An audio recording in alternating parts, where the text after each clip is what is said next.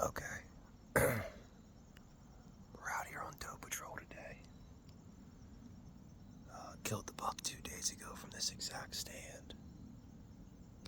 Haven't seen much happen yet. Arguing with myself about whether or not I am shooting any doe or if we're going to keep it to an older doe. What's your thought on shooting fawns? I'm not into it, it's not my thing. But I have 4 doe tags to fill for this area.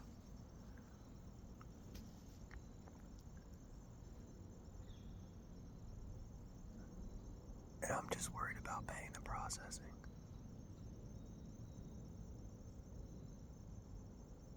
Let's take a look.